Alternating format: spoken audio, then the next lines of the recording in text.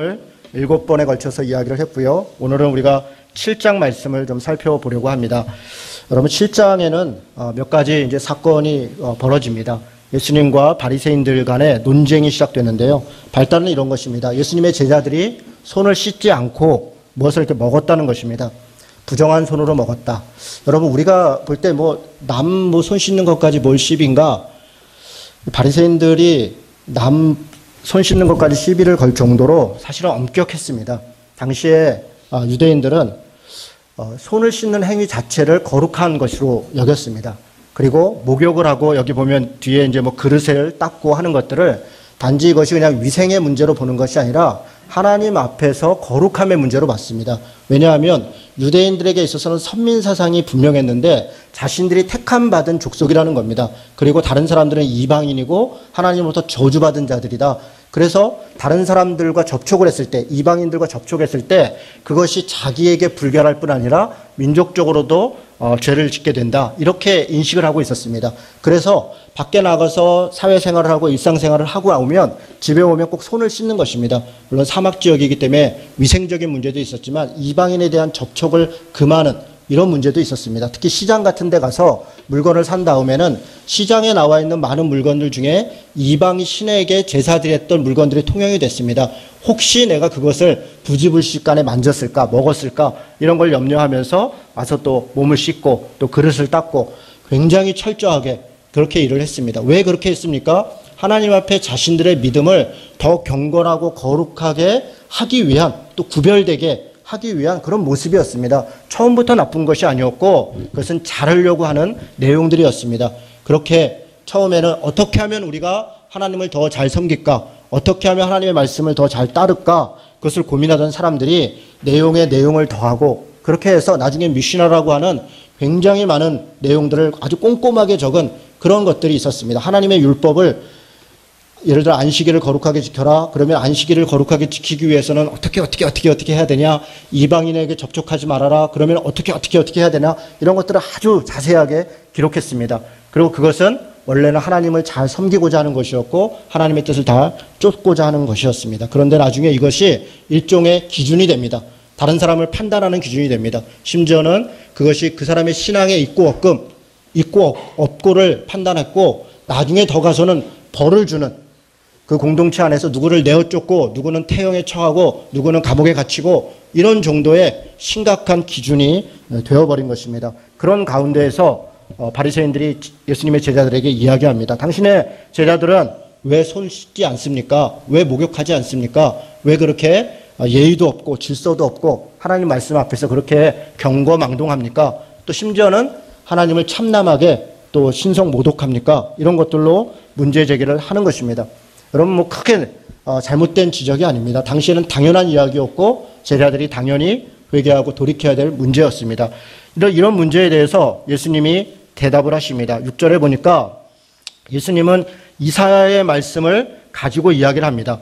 뭐라고 얘기합니까? 이 백성이 입술로는 나를 공경하지만 마음으로는 내게서 멀도다. 이렇게 얘기합니다. 여러분 이거는 당시에 듣는 사람들 입장에서는 모욕적인 이야기입니다. 하나님을 잘 섬겨라. 하나님을 잘 섬기자라고 이야기를 하는데 당신들이 입술로만 그렇게 하고 있다. 실제로는 마음은 전혀 그렇게 행하고 있지 않다. 그런 이야기를 하고 있는 겁니다. 그러면서 7절에 얘기합니다. 사람의 계명으로 교훈을 삼아 가르치니 나를 헛되이 경배하는도다. 사람의 계명으로 하나님의 말씀보다 더 중요시하고 있다. 이렇게 얘기하는 것입니다. 우리 8절 말씀은 같이 한번 읽도록 하겠습니다. 같이 읽습니다. 너희가 하나님의 계명은 버리고 사람의 전통을 지키느니라.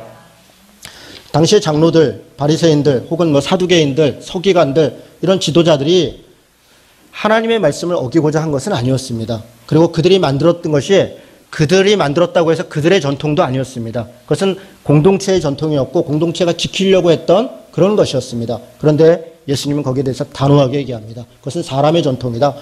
당신들이 사람의 전통으로 하나님의 말씀을 하나님의 계명을 무력화시키고 있다.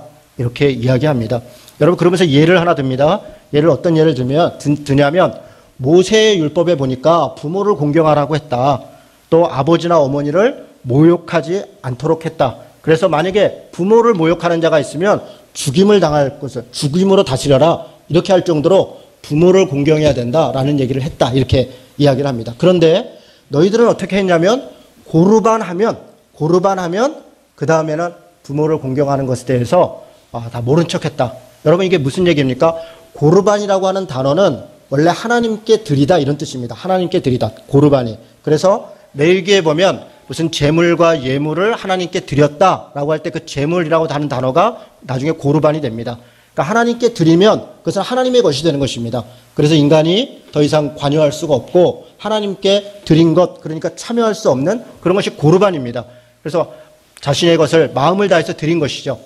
자, 어떤 사람이 자기 부모를 공경해야 됐습니다. 자기 재산이 있습니다. 그런데 부모를 공경하기가 싫은 겁니다. 마음으로는 공경하고 싶죠. 마음으로는 말로는 다 하고 싶은데 돈을 주고 먹을 걸 드리고 집을 사드리고 이런 것들은 하고 싶지 않은 것입니다. 자기가 가지고 있는 것을. 그래서 이 사람이 꾀를 냅니다. 하나님의 율법에 보니까 고르반한 것은 다른 사람들이 관여할 수 없어요. 그건 하나님께 드린 것이니까 하나님을 위해서만 쓰도록 돼 있어요. 그래서 꾀를 내서 어떻게 합니까? 자기 모든 재산을 다 하나님께 드렸다. 이렇게 고르반을 선언합니다. 그 순간 그 모든 재산은 하나님과 관련된 일에 쓰여지고 다른 것은 쓸 수 없는 명분이 생겼습니다. 그리고 어떻게 합니까? 부모를 내가 공경하고 싶으나 내 모든 것을 다 고르반했으니 내가 이렇게 도울 수가 없다. 이러고 말았다는 것입니다. 여러분 언뜻 들어도 잘못된 거 아닙니까? 말도 안 되는 얘기입니다. 더군다나 심지어 그렇게 고르반한 사람들이 그러면 모든 재산을 다 제사장들한테 주고 자기는 관여하지 않았나? 그런 게 아닙니다. 여전히 자기 재산은 자기가 가지고 있습니다. 자기가 생각할 때 하나님의 뜻, 하나님의 것이다 생각하는 곳에 사용했다는 것입니다. 내 마음대로 썼다는 겁니다. 그리고 누군가가 도움을 요청하고 내가 마땅히 해야 될 일이 있으면 고르반한 것이라서 내가 할 수가 없네. 참 미안하네. 이렇게 핑계를 냈다는 겁니다. 여러분 이것처럼 좋은 핑계가 어디 있겠습니까? 여기에 대해서 예수님께서 13절에 너희가 전한 전통으로 하나님의 말씀을 폐하며 또 이 같은 일을 많이 행한다. 이렇게 얘기했습니다. 여러분 굉장히 사악하죠. 부모를 공경하는 것에조차도 하나님의 이름을 가지고 하나님께 행한다는 것을 핑계 삼아서 이렇게 피해갈 수 있는 것이 바로 법이었습니다. 그런데 당시의 서기관들은 어떻게 이것을 규정을 했냐면요. 경솔하게 혹은 실수로 맹세한 것도 하나님께 지켜야 된다. 이렇게 또 이야기를 했습니다. 그래서 고르반한 것이 분명히 잘못된 것이고 고르반한 것은 잘못된 게 아니죠. 고르반한 것은 옳지만 그 다음에 행위들이 대단히 잘못되어 있음에도 불구하고 그럼에도 불구하고 고르반한 것이니까 그것은 유효하다. 이렇게 해서 그것을 인정해주는 그런 어리석은 일들이 있었습니다. 여러분 어떻게 생각하십니까? 우리가 하나님의 뜻을 쫓는다, 하나님의 일을 행한다 라고 하면서 사실 이런저런 많은 규칙도 만들고 규정도 만듭니다. 그러나 그것은 하나님의 계명이 아닙니다. 하나님의 말씀의 원래 뜻이 무엇인가를 우리가 분명히 인식해야 됩니다. 여러분 그렇다고 해서 예수님께서 어떤 전통이나 또 교회에서 진행되었던 율법을 무시했던 것이 아닙니다. 예수님도 안식일을 지켰고 여러 가지 것들을 다 행했습니다. 그런데 무슨 문제입니까? 관점이 문제입니다. 왜 그것을 행하는가? 무엇 때문에 그것을 하는가? 고르반한다는 것이 무슨 의미인가? 라고 하는 것에 대한 진짜 의미의 관점을 원래 성경이 가르치고자 하는 그 뜻을 쫓아가는 것이 아니라 사람들이 만들어 놓은 계명이 때로는 하나님의 뜻을 위배하고 하나님의 본 뜻을 어긋남에도 불구하고 앙상한 창백한 그 규정으로 그것이 하나님의 뜻이다 이렇게 밀어붙이고 있는 그런 모습들이 우리 안에 가득되어 있다는 것입니다. 여러분 우리한테 이런 게 얼마나 많이 있습니까? 심지어는 이런 잘못된 규정들이 다른 사람의 신앙을 평가하는 판단의 규정이 됩니다. 저는 그 대표적인 것들이 그 중에 하나가 11조라고 생각합니다. 여러분 11조를 드리는 것 나쁜 것입니까? 그렇지 않습니다.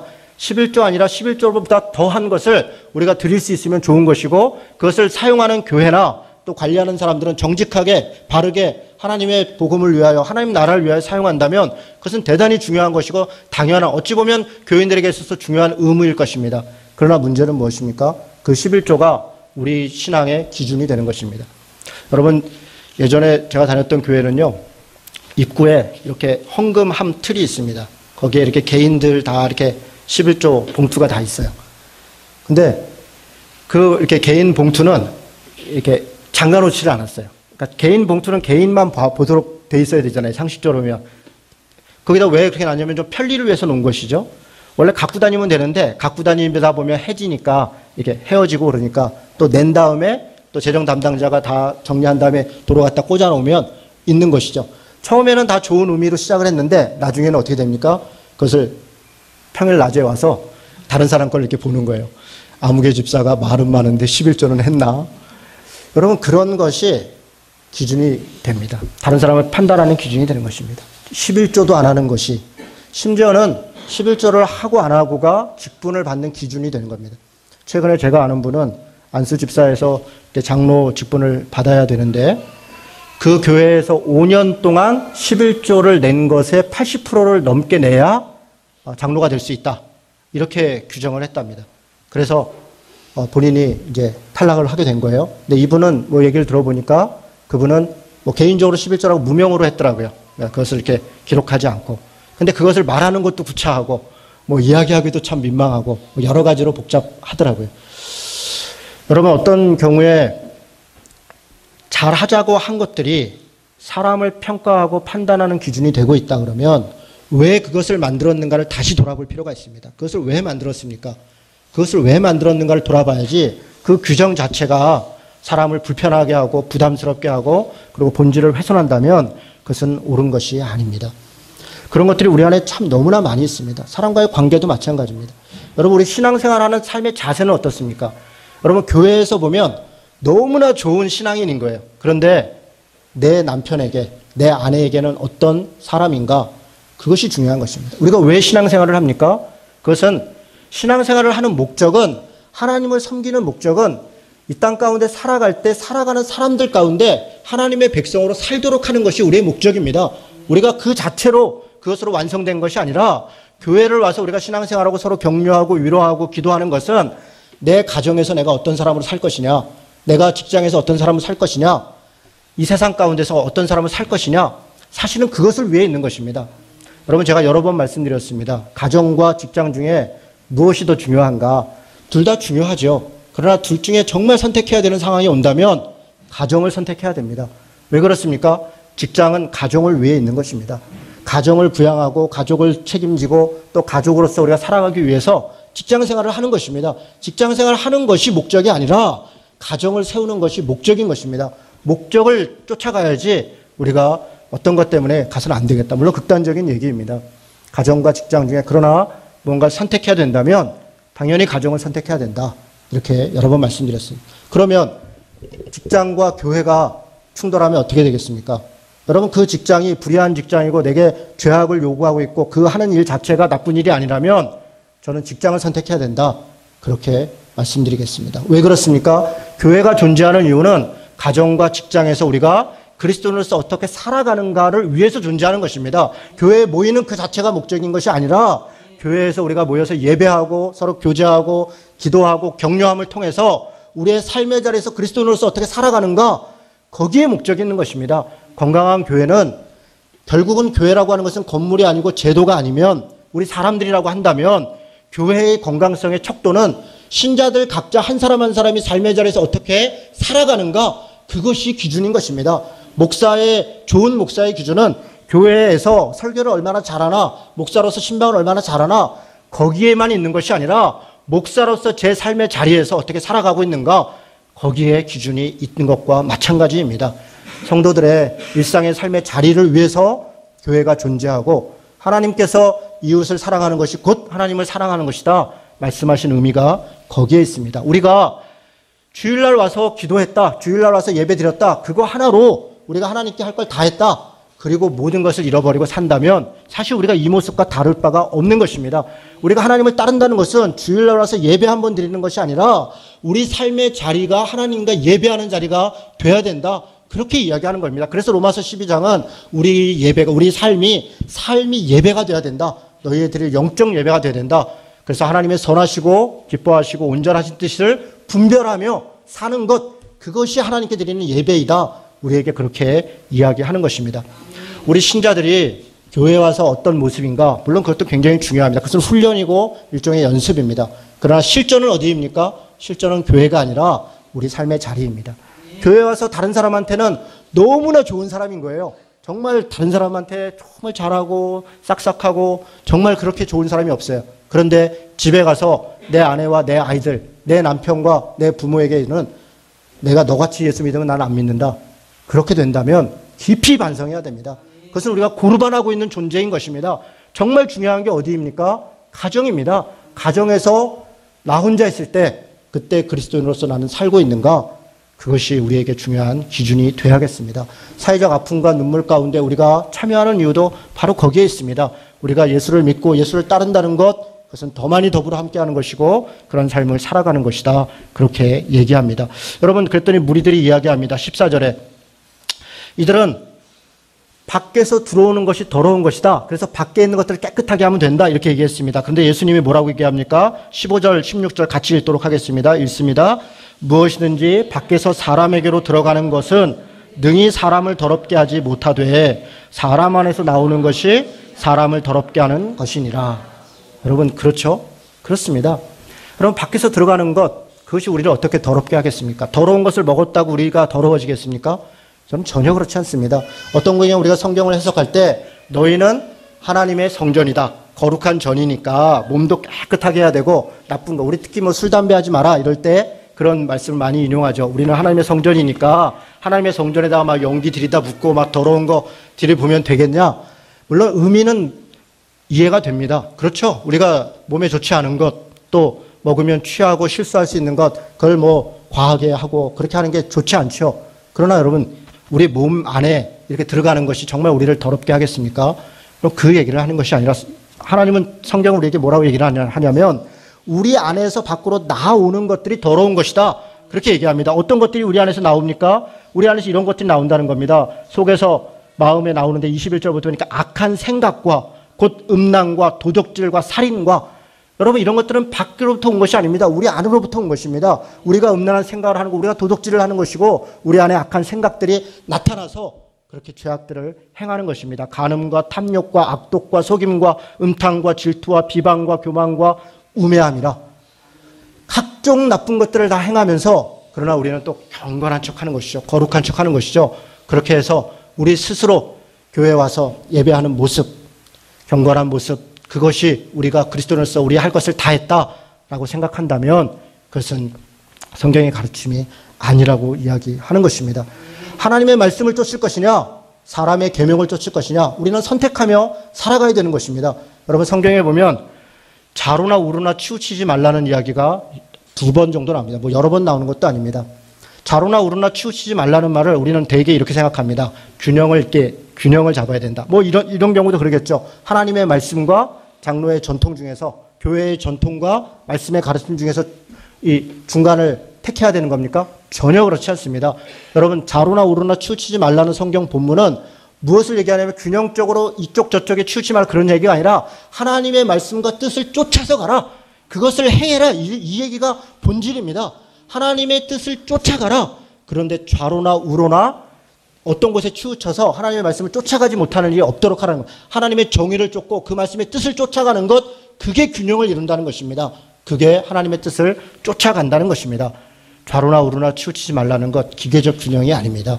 옳은 것을 쫓아가는 것, 성경의 가르침을 따라가는 것, 그것이 성경이 말씀하시는 치우치지 아니함입니다. 하나님의 말씀을 쫓을 것인가, 인간의 계명을 쫓을 것인가. 모든 계명이, 우리가 정해져 있는 규칙이 다 무가치한 것은 아닙니다. 그것은 하나님의 말씀을 쫓고자 하는 여러 가지의 표현입니다. 그러나 그런 계명들, 어떤 규칙들이 하나님의 본질의 말씀을 훼손한다면, 다시 얘기해서 사람을 사랑하고 하나님의 복음을 전파하고 하나님의 나라를 세워가는 일에 방해한다면, 그러면 과감하게 그것을 버릴 수 있는 것, 그것이 하나님의 말씀을 쫓아가는 것이다. 그렇게 우리는 이해했으면 좋겠습니다. 그리고 나서 두 가지 이해를 듭니다. 24절부터 37절까지는 두 가지 사건이 있습니다. 첫 번째 사건은 수로보니게 여인에 대한 구원입니다. 여러분, 이 여자는 헬라인이고 수로보니게 족속이다 했습니다. 두로 지방 사람입니다. 수로보니게 지방은 지금으로 얘기하면 시리아 쪽에 있는 페니키아인입니다. 이방인입니다.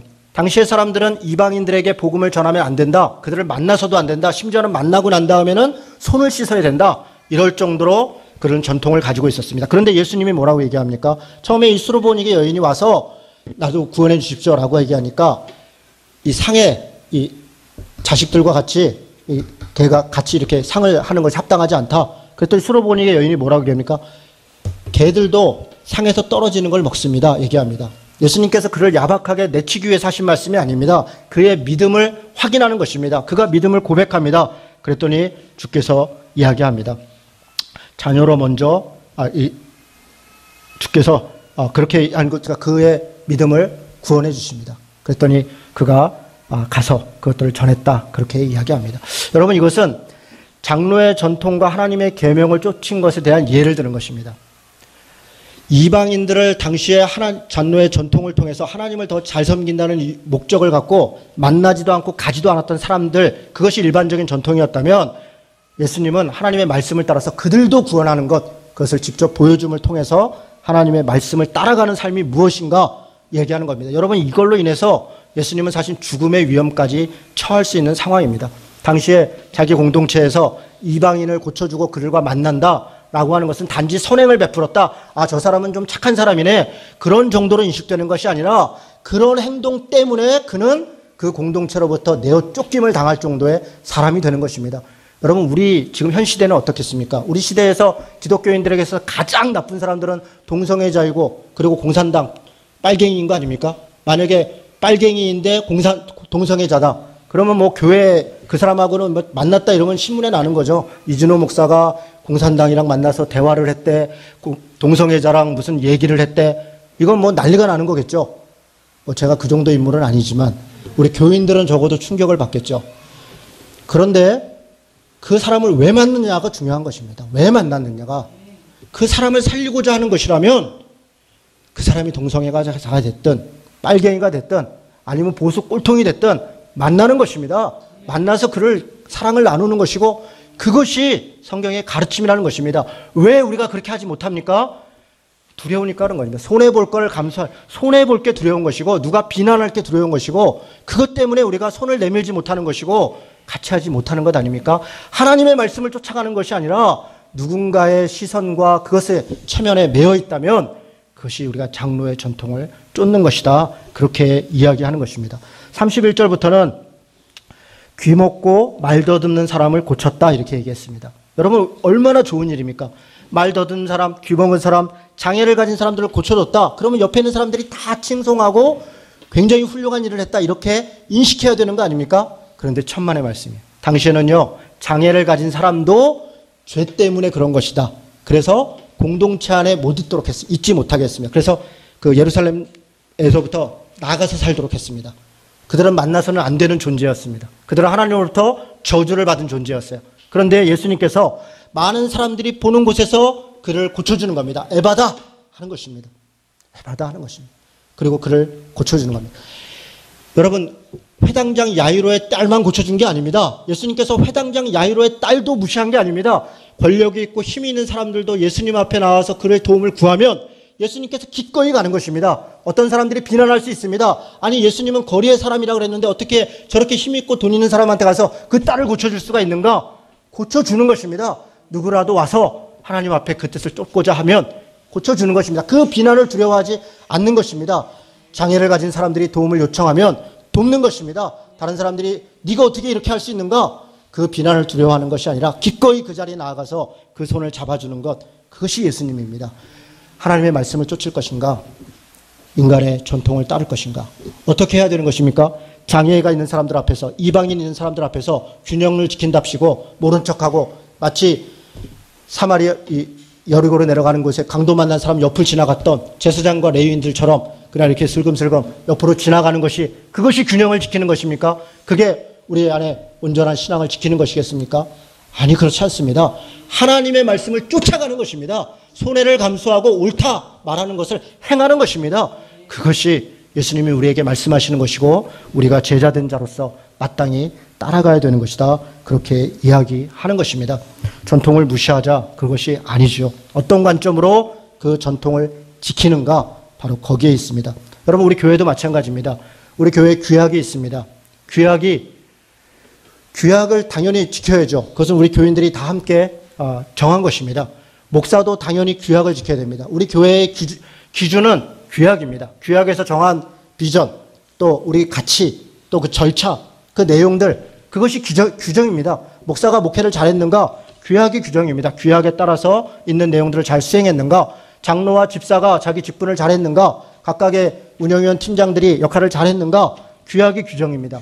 그래서 우리는 규약을 중심으로 해서 생각하고 고민해야 됩니다. 규약은 어떻게 만들었습니까? 우리가 성경의 가치를 고민하면서 우리 같이 의논해서 만들어진 것입니다. 그래서 규약을 따라야 됩니다. 그러나 분명한 것은 규약은 성경이 아닙니다. 그래서 우리 안에 또 대화하고 논의하고 같이 합의하면서 바꿀 수 있는 것입니다. 저는 우리 더한공동체 교회가 규약을 무려 4번이나 바꿨습니다. 규약을 제정한 지 3년밖에 되지 않았는데 4번이나 우리가 규약을 바꿨어요. 그동안에 총회를 4번 했는데 매번 총회마다 바꿨습니다. 이런저런. 그것을 보고 너무 진중하지 않다. 규칙을 적용했으면 잘 지켜야 된다. 물론 잘 지키려고 애쓰는 게 맞습니다. 그러나 바꿀만 하면 바꾸는 것입니다. 바꾸는 게 문제가 아닙니다. 우리가 성경의 가르침을 잘 따라가고 있는가? 그게 중요한 것입니다. 그게. 그래서 규약을 존중하되 그것이 우리 안에 어떤 규정이 돼서 족쇄가 되지 않아야 되겠습니다. 직분도 마찬가지입니다. 목사와 장로와 집사라고 하는 직분은 그 직분 자체가 목적이 아니라 직분을 세운 이유가 있는 것입니다. 목사는 목사로서, 장로는 장로로서, 집사는 집사로서 세운 목적과 의미가 중요한 것이지 내가 누구다, 내가 뭐다 라고 하는 것, 그것이 중요한 게 아닌 것입니다. 사역도 마찬가지입니다. 우리 교회 안에서 행하고 있는 이런저런 일들이 교회에서 해왔던 거니까 해야 된다. 그렇게 생각해서는 안 됩니다. 해왔던 것도 다시 생각해 보는 것입니다. 그것이 옳은가? 누군가가 문제 제기를 하면 같이 의논할 수 있습니다. 그리고 같이 결정하면 또 내 생각과 다르다 할지라도 또 순종하고 함께 협력하고 그렇게 나아가는 것입니다. 그렇게 해서 우리는 부족하지만 하나님의 뜻을 조금씩 순종해가며 따라가면서 더한 공동체적으로 하나님의 뜻을 이루어가는 것, 그게 교회입니다. 그게 우리 신자된 자들의 태도이다. 그렇게 말씀드릴 수 있겠습니다. 하나님의 말씀을 쫓아 전통에서 말씀으로 나아가는 그런 성도 되시기를 주님의 이름으로 축원합니다. 아멘.